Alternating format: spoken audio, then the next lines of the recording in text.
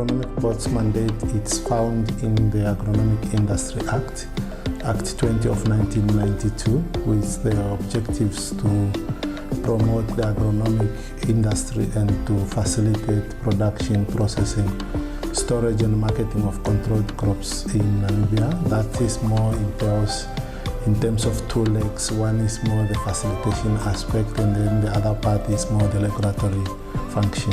The Namibian's crop sector industry, it's divided into two aspects, and we have the agronomic aspect, which is more the granary parts, and then we have the horticulture, which is more the fruits and vegetables. So in terms of the outlook currently for this financial year or this year, the agronomic part, which is the grains, I think as you are aware, in terms of the climatic condition that prevailed during the growing season, was not much conducive for our farmers to produce some of the crops. But nonetheless, we have seen a bit of, in terms of white maize, we've obtained or achieved at least plus minus around the 67,000 metric tons that is expected to be marketed through Namibia. But then in terms of the pure millet, that's where we have seen a drastic, significant reduction because of the impacts of the climatic conditions. Now, in terms of the white maize, why we are still achieving that despite the prevailing climatic variability, it's because of the irrigated production that at least played a very crucial role. And then you notice that in most cases, Mahangu is produced as rain-fed, is not irrigated. So the variability of the rainfall that we received impacted on it because it didn't come at the time where it's needed.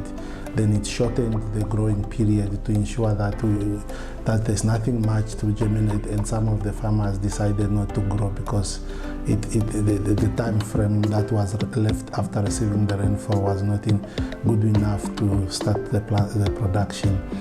Now, on the horticulture part, it's more the fruits and the vegetable. You will notice that it's mostly 100% irrigated, and in such case, it's rarely been affected by the prevailing climatic condition.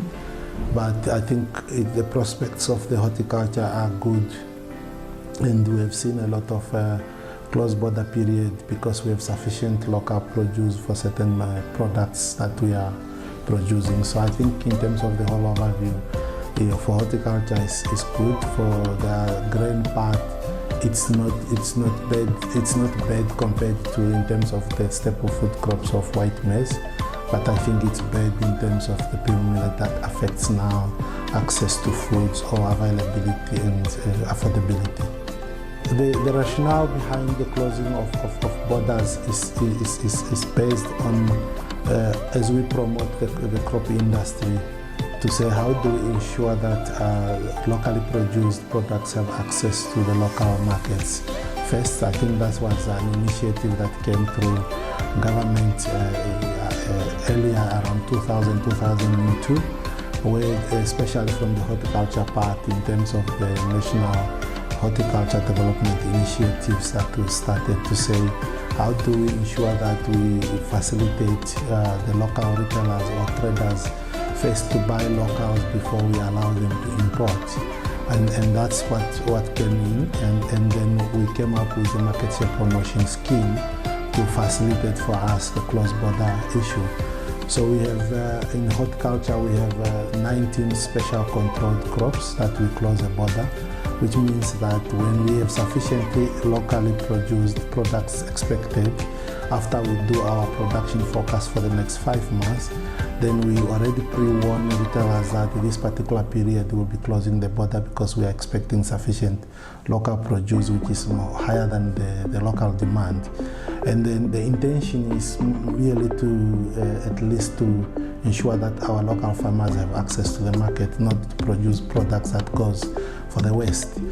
Now, in terms of the grains, we do the same for white maize, especially on the white maize, where during the closed border period is a time when our farmers are harvesting, and then we have that millers have to buy first local grains, and once all the local grains are being sold out, then we can able to open the border. So it's also more or less a form of facilitating and protecting that at least our local farmers, as they are still growing, upscaling their skills and knowledge and so on, getting to a higher level that they can able to compete and producing products competing on the same level like any other international products.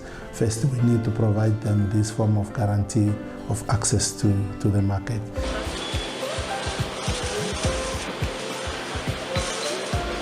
In most of the time, I think we have seen a lot of complaints even in the newspapers to say farmers are being robbed about in terms of what they are producing versus what is sold at the final end to the consumer. So normally prices are driven by the production cost, whereby the farmers need to understand that they are selling above the minimum threshold, that you can't, if you sell below production cost, then you're undercutting in terms of doing business.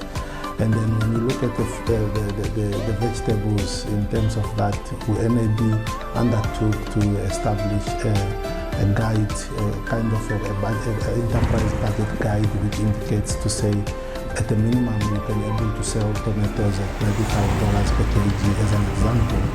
But that's a minimum. Then the farmer has actually to negotiate now to say he can able to sell whether it's $7 or $8 per kg.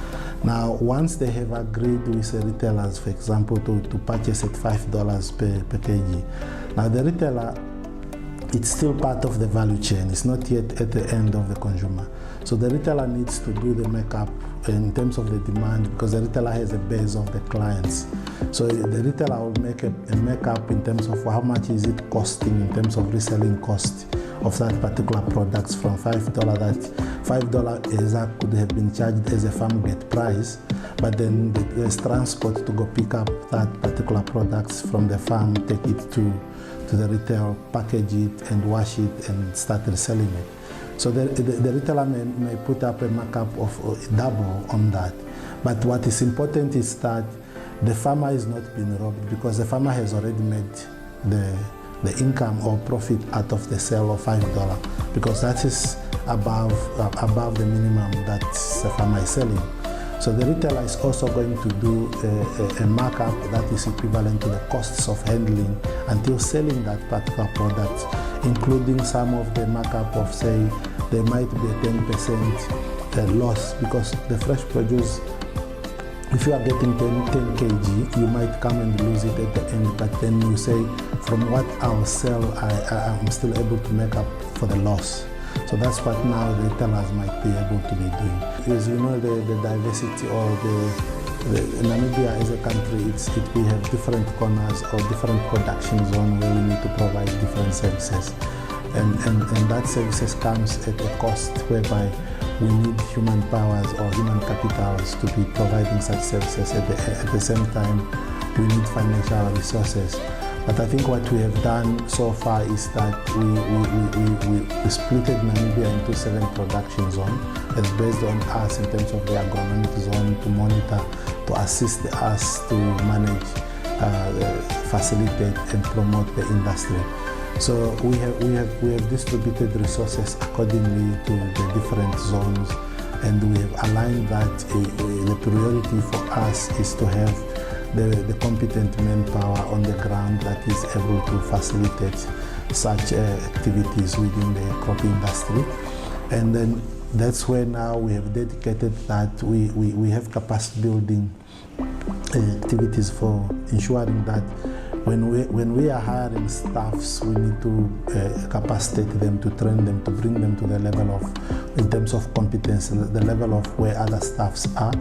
We normally train them for good agriculture practices. We normally train them for understanding the inspection services by following specific marketing standards, because when we are providing these services, we need to be equally able to make a same fair judgment. If you are doing it in the Orange River, it should be the same inspector, the other inspector seated in Kavango or in the North Central or in the coastal zone should be able to provide the same similar services.